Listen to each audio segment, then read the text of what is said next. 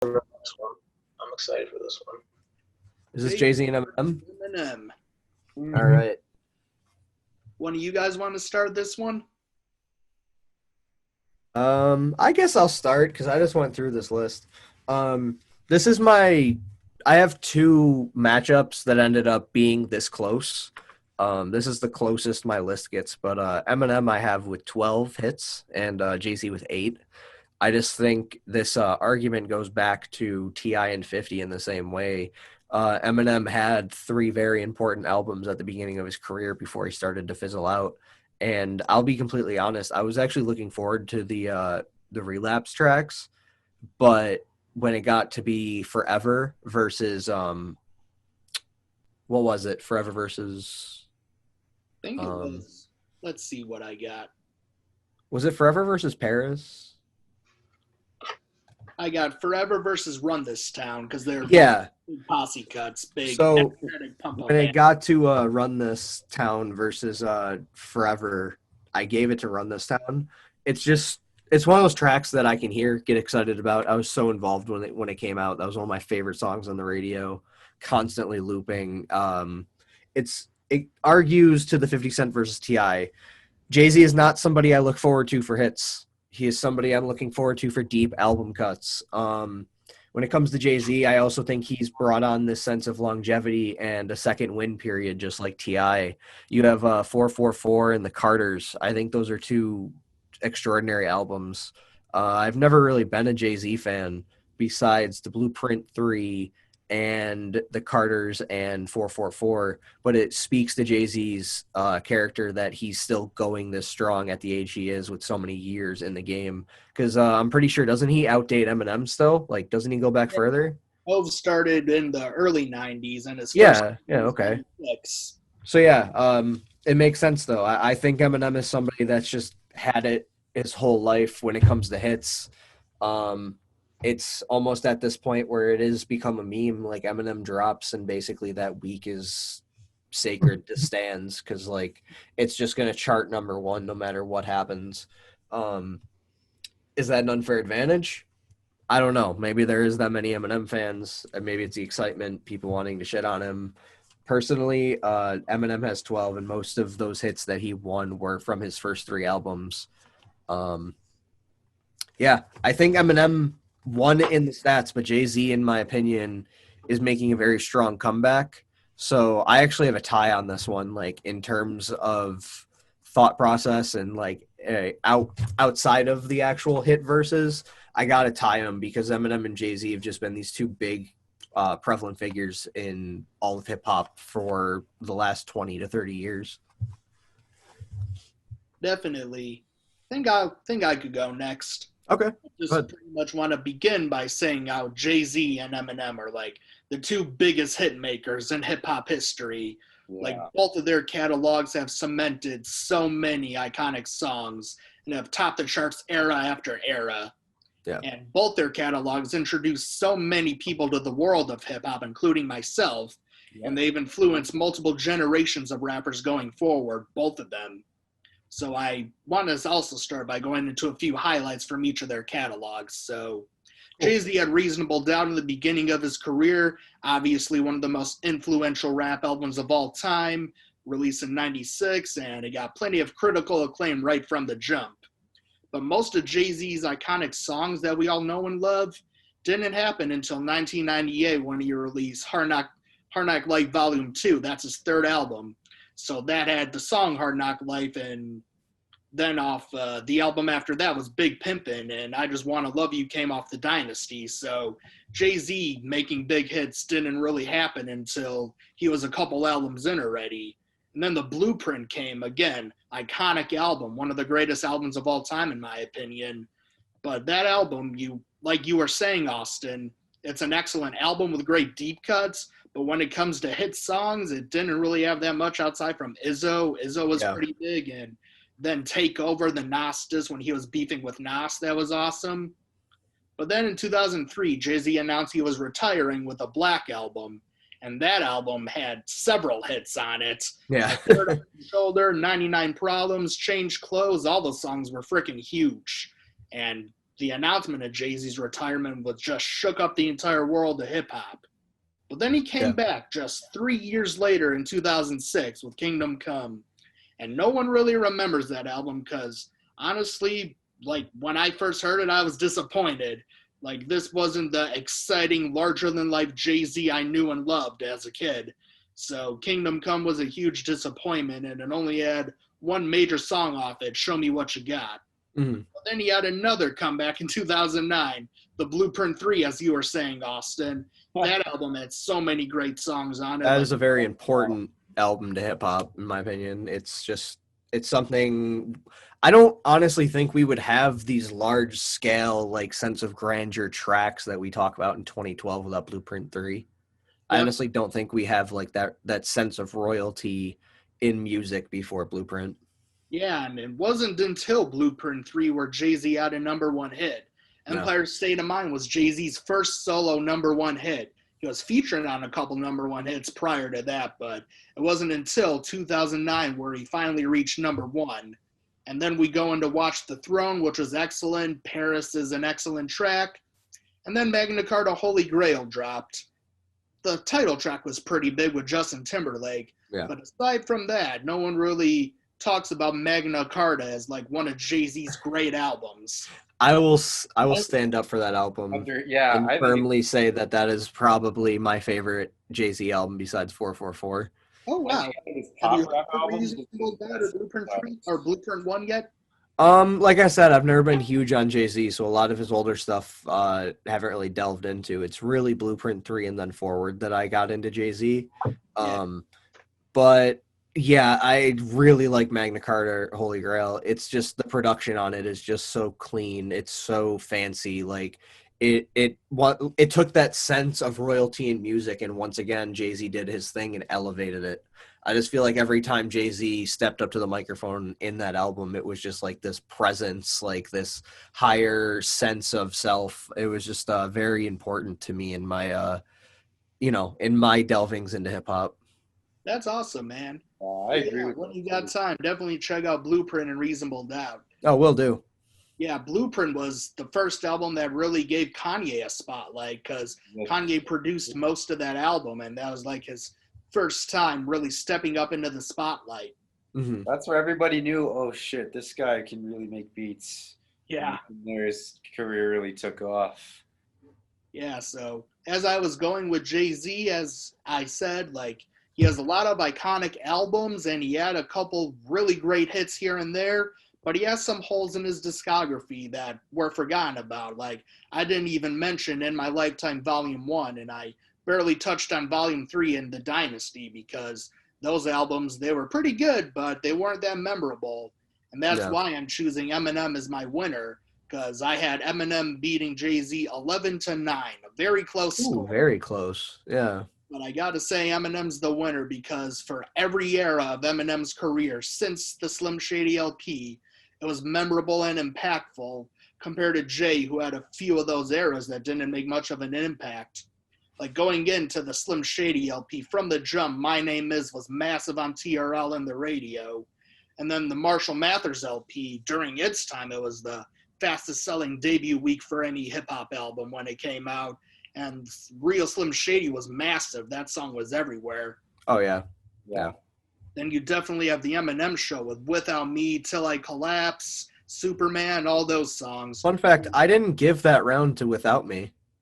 Oh, that was one of the rounds I actually gave to Jay-Z. I can't actually – what song was paired up with Without Me? Let's see. I got Without Me against Takeover. You get it to Takeover? Yeah, I did. Oh, sweet. Yeah, Takeover is a great diss track. Oh, yeah. I just thought it left such a huge mark in history, and, like, you can't talk about Jay-Z without talking about Takeover. This felt like its influence was just something that needed to be spotlighted over, I guess you could say fresh but corny gimmicks. Yeah. Yeah, and then you go into M's two biggest, well, they're not his biggest hits, but they're like his most iconic hits, Stan and Lose Yourself. And you can't really say Jay-Z has a Stan or a Lose Yourself in his catalog. I mean, I guess you can make the case for 99 Problems or Hard Night Life, but... True. That's a very good point. And then even during M's down eras, the album, Honestly, no, I want to challenge that. I think Stan can go toe to toe with the story of OJ. story of OJ. I would agree with that. Yeah, I think story of OJ is better than Stan. I will say it right here. I fucking love the story of OJ. That is one of my favorite Jay-Z songs I ever. agree. It's one of the best. How Jay-Z much? songs.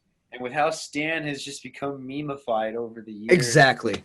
You know, But how much? It of has a legacy, but it's a the tainted story of one. OJ yeah, left. it is a tainted legacy. Like, it's an excellent song, but it doesn't have like that pop culture impact that Stan had. I think it I did. agree. It I did. think it did. There's no way. I think it I did. wouldn't say it was of the same. In magnitude. 20 years, people are not going to talk about story of OJ like we talk about Stan today. There's no way. Maybe, because it No. marked a huge comeback for Jay-Z in my book, and I think people got really excited for anything Jay-Z was going to do after Yeah, that. in your book, though. The But if video. in your book, but if you look at what everyone else, the general consensus. Oh, I know, but that's what I'm saying. Is personally, I enjoy Story of OJ more, so I would say it's better than Stan. Like that's just I would I mean- just agree off of my own preference as well. And look, this whole debate is very interesting because these are two artists who, came up at the same time in the same era of the mid '90s. And basically, if you're someone like us, you grew up either listening to Jay-Z or Eminem, or in some cases both. For me, I really grew up listening to Jay-Z, just the hits that he had on the radio when I was young. My mom actually bought the Blueprint 3 CD when it came out and played it in the house, and that was kind of a breakthrough point of me getting into hip-hop on a more serious level, because I never heard a record quite like that, and to hear something like Jay-Z when I was at that point, I believe 9 or 10 years old, really shaped my perspective. But look, we could talk about hits and things like that, but there's iconic songs on just about every Jay-Z album, and you do go back to the original stuff like Reasonable Doubt, and you have songs like The Evils or Politics as Usual, Can't Knock the Hustle, Dead Presidents 2. I mean, these aren't radio hits, but these are songs that are classic in the landscape of hip-hop. These are songs that people always cite when they talk about great early Jay-Z works. Now, when you get through the Volume series and the Dynasty, like Bosch said, not as memorable, not as impactful, but definitely sprinkles of great tracks through that. And then, getting into the Blueprint, again, not a ton of radio hits, but The Ruler's Back. That song's in 2K14. That song I've heard that all over. Takeover, of course, iconic diss track. Izzo, Girls, Girls, Girls, Jigga. I mean, Song Cry. That's everybody's, like, going back to being a kid, everybody would always talk about how Song Cry was just the greatest Jay-Z song. And then how it leads into All I Need, and then Renegade. I mean, it's basically a 10. It's one of the best hip-hop albums of all time.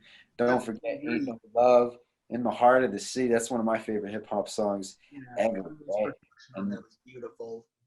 Yeah, absolutely. And so that was an album that I think, especially in the early 2000s, where New York hip hop and hip hop in general were going, kind of in these sporadic different directions, like a tree almost. And Jay-Z and Kanye kind of really anchored things with that record, and kind of, started a new avenue that both served both of them well, I think, especially Kanye later on. And then, things like Blueprint 2, not very relevant. Black Album, great, full of classics. King whatever was very forgettable, especially for being a comeback album, but he was at least able to bounce back the following year with American Gangster, an album that American Gangster was very underrated. I think it is one of the more underrated Jay-Z albums. And you get from there to Blueprint 3 again. That's, like I said, that was an intro for me. And kind of going beyond that, kind of like what Austin said, I think that's a very well-produced, well-polished, pop rap Jay-Z album. I think if I were to compare Blueprint 3 to Magna Carta Holy Grail, I would definitely go with Blueprint 3. That being said, I agree with all the points Austin made about Magna Carta Holy Grail. I feel like that album is kind of a great sense of Jay-Z being in his own little Can I world. comparison, Magna Carta Holy Grail is literally like when I throw it on, I think of like this feeling of sipping fine wine. Like that's exactly. that's what I get from Jay-Z on that album. To me, it's him just kind of removing himself from basic society and just kind of, laughing at all of us all. Yeah. But in a very entertaining sense. That's And, what people say from Watch the Throne. Like everything you guys are describing about Magna Carta is how I feel about Watch the Throne. But that was what I was going to get into as well with Watch the Throne. Another album that I was able to cop on CD when it came out, and that was a couple years later. I was a little older now in my preteen years, and that album just blew me away with its forward-thinking production at the time, and just how aggressive and just hard that record goes, and the chemistry between Jay and Kanye, I think, was at its best at that point. That seemed to be the peak of their friendship. They just really went back and forth, especially on certain songs like Gotta Have It and Who Gonna Stop Me, where they just go back and forth and really just tear into every song. This is another album that I would almost say is perfect because I never found any songs to be, skippable when I was a kid. I thought every song was, had something to offer or was just a great banger. And over the years, it's definitely aged to, different effects, but I really still enjoy it a lot. And as far as everything goes with the quality there, it's definitely not to the point of something like 444, which really was a massive comeback, and him linking with No ID to come up with yet another new sound in the midst of a situation where, his life was kind of at stake and in jeopardy in a way, and everything that he knew of it. And that's what I think kind of sets Jay-Z apart from an artist like Eminem. His ability to kind of record his introspective and what he's going through and respond to kind of personal crisis through music with an album like 444, I think is a lot better than something like A Recovery or any of the albums that Eminem has really made since then. But what I do give Eminem is the legacy that he created with those powerful, legendary, just very heavy albums of those first three with Slim Shady, Marshall Mathers, and Eminem Show, that really, I think, in its own way, kind of changed how we look at hip hop in a sense of basically how you can approach ways of rhyming and approaching certain rhyme schemes, how you can describe certain scenes and scenarios with that, and that flow and command that Eminem has in that erratic personality and delivery that he has. It was something that had never been done, and really hasn't been done kind of since. And Eminem is just that unique talent that immediately came on the scene and made that impact and was controversial and kind of brought hip hop to white families in a way that was, going almost against the grain. And I think, he deserves credit for that kind of expansion and in a way creating his own avenue for people that he influenced to kind of form a new type of hip hop. One, a type I'm not particularly big on, the Joyner Lucases and the Tokens and those kinds of rappers, not a big fan, but there's definitely some good that has come of it. And Eminem through his career has definitely had elite moments, definitely had incredible songs and very well weighted, emotional songs. I think before, the whole stigma of, Eminem being just an angry, washed-up old man, I think he was actually very good and well able to appeal to emotion, especially songs on the Eminem Show, particularly. And I think the fact that he just couldn't really hang on to that and really have that same longevity or the ability to come back the way Jay-Z did, to me really makes him more of a figment of the 2000s, whereas I can look at Jay-Z and say that he has really touched 3 decades of my life and had an album for most parts of it that, meant something to me, whereas Eminem has most of his records that meant something to me when I was a kid. And that has a standing and a legacy, but through all of that, I ultimately have to give it to Jay-Z. And my matchups were 16-4 in favor of him. So. Oh, wow. Wow. Yeah. 16-4 in favor of Jay-Z? Yes, yeah. That's like completely opposite for me and Bosch. Damn. Yeah. The reason why I'm trying to like focus mainly on hit songs is because that's what Verzuz kind of does. But if we're going into albums, I definitely agree with you, Nick. Jay-Z has more albums that have like stood the test of time and aged more gracefully than Eminem's albums. Like the misses in Jay-Z's catalog were like forgettable, but the misses in Eminem's catalog were like abysmal. Yeah. Remember But though. that's another thing I'd also like to give Eminem is even when he's totally swung and missed, it's always been a moment. It's always been something to talk about or be entertained or laugh at or Yeah. make. Yeah. Every time you see him show up, it's a discussion piece. Exactly. And that's not something that every artist can do, especially somebody who is as late into his career and has gone on for so many years at this point as being kind of an artist you take less than serious. So, give him props for doing that. And, with recent stuff like even Music to Be Murdered By, I mean, he's tried to make some effort to Yeah. give a good. I think we're gonna get there. I think he's making strides. He might drop an album that is the same grace as he used to have, but the more and more he fills these albums with filler, it's just getting less and less to that point. Yeah. I think Eminem needs to take out of Kanye's book and release something that's 7 to 10 tracks.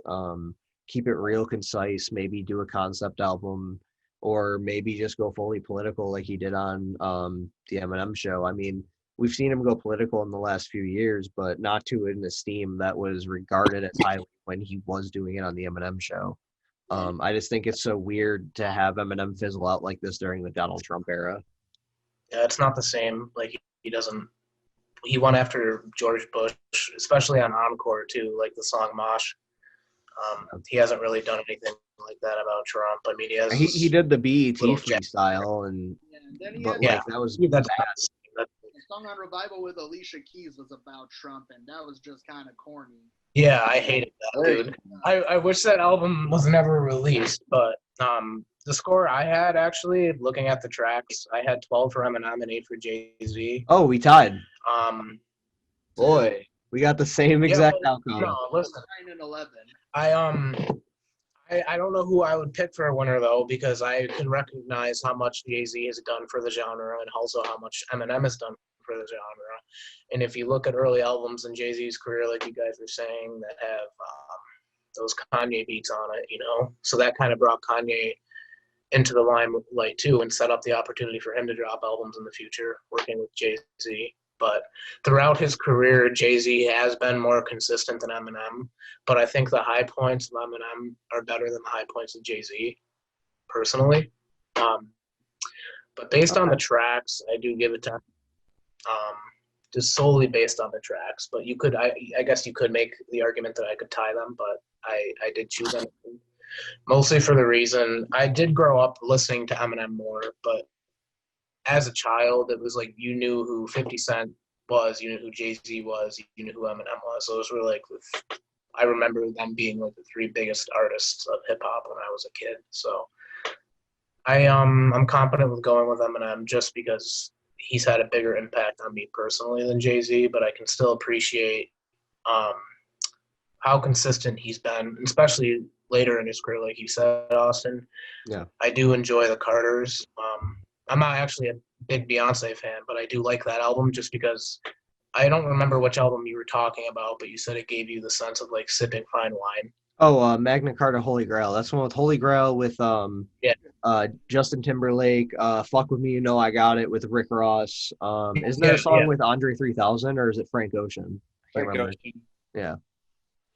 Yeah, that's the vibe I kind of get from the Carters. Like, I don't know if you saw the video they released. Carters is just the reconciliation of Jay-Z and Beyonce, which is nice. Like that whole like 444, and then that whole album after was like perfect, Yeah. And then I don't know if you guys saw the video they shot for that album, but it was like ridiculous how much luxurious shit was in it. It was filmed. In, bro.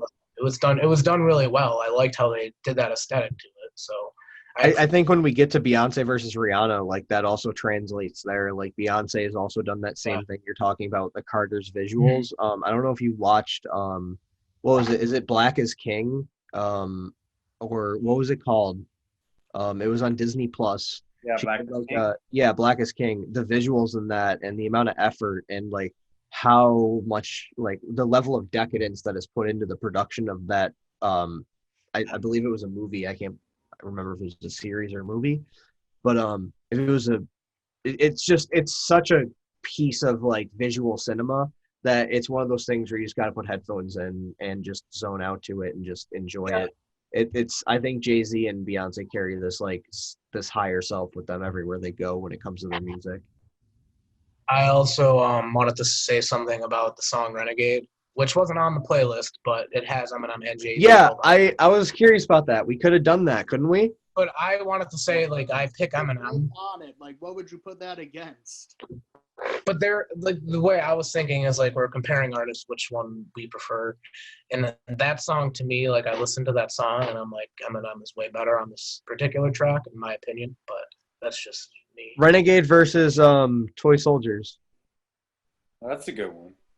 Renegade. They're both diss tracks. I mean, it goes to Renegade, but like it's a good. Yeah, they're Toy both diss Soldiers is good, but Renegade is way better. Yeah. Yeah, like, Or Haley's Revenge. I don't know if that's officially released, but Yeah, I don't think I've heard that one. Haley's Revenge is pretty good. Yeah, I'm pretty sure that's an Eminem diss, right, Bosh?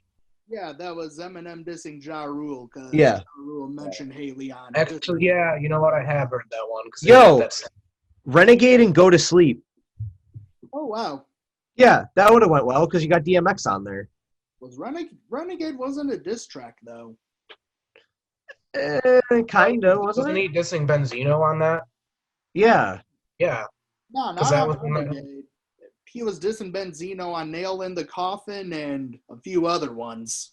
Okay, I get Renegade and Takeover mixed up sometimes. That could be my fault. Yeah. But I don't still, know. Renegade versus Go to Sleep would have been fun. I don't know, because I thought that he was dissing somebody on M's verse. I thought he was dissing somebody on Renegade. I think he was I'll look going into after his critics. Yeah, like maybe, but because I remember that whole beef with the Source and shit happened, but I don't Yeah. know if that's after or before. That was a little bit after Renegade came out. Renegade Okay. was 2001. The whole Source thing kind of took place in like 2003, 2004-ish.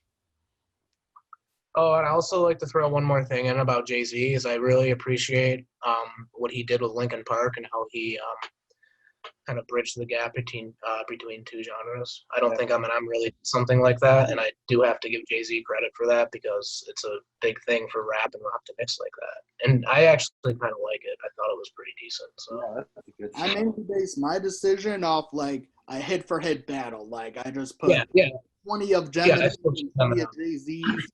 Like Eminem's hits have a little more longevity than Jay-Z's hits. So, but when we're talking Yeah. albums, Jay-Z definitely has a lot more albums than Eminem that have impacted hip hop as a whole. And personally, my life, like I grew up with both of them.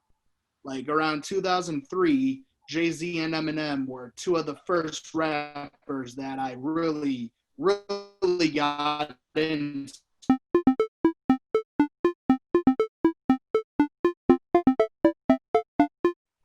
So even though I would pick Eminem over Jay-Z in like a hit-for-hit battle, because more of Eminem's hits have more longevity than Jay-Z's hits personally, but when I was a kid, both of them were like two of the first rappers I really got into to the point where I'm like, I need all their albums. I started out with the Black Album and Encore because it was around 2004 when I really got into both of them. So Black Album and Encore were my starting on point for both of them. And just the way both of them are able to flow and tell stories really captivated me. Like no other artist I've heard at the time, even though I was very young and I barely heard any other hip hop at the time. But just the way they were able to like craft stories and talk about their lives, and the way Jay-Z made everything seem larger than life, and the way Eminem was able to do that as well is what really caught my attention. And both of them just have a unique presence to them that I haven't heard in any other artist before. So that's what really got me hooked, and to the point where I had to collect both their entire discographies. And the Eminem Show was definitely my personal favorite Eminem album because that had a lot of emotional moments that really hit me, like Haley's song like one of you mentioned, and a Yeah. lot of songs like Till I Collapse that made me feel like I'm ready to take on the world, and that it made me feel like a larger than life figure. And then Jay-Z had a lot of that on the Black Album too, with songs like Dirt Off Your Shoulder and 99 Problems. And so yeah, both artists were like monumental in forming my taste in hip hop in general. So I got to give it up to both of them. But at the end of the day, when you look at both of their hit catalogs, a lot more of Eminem's hits are still being played today than a lot of those older Jay-Z hits that kind of got buried with time, like the ones True. that came off of Volume 1 and whatnot. But I'm not dissing Jay-Z at all. Like, Reasonable Doubt and The Blueprint are two of the greatest albums of all time. But you could also say the same about Eminem's first 3 albums. So at the end of the day, that's why I'm giving it to Eminem.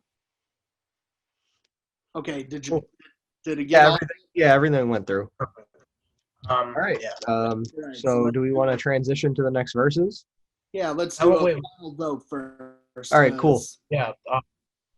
I was gonna ask, because I want to tie it because I also picked Eminem for that one. All right, so So you're gonna have to cut this a lot. no, it's fine. All right, so Vosh, you want to determine the vote? Yep. So hands up for Eminem real quick, and then hands up for Jay-Z. I have to. Dude, the longevity Jay-Z has been able to pull off, and the way he's just outshined Eminem in the last few years. Tie on our hands. Yep. Try it again. All right. So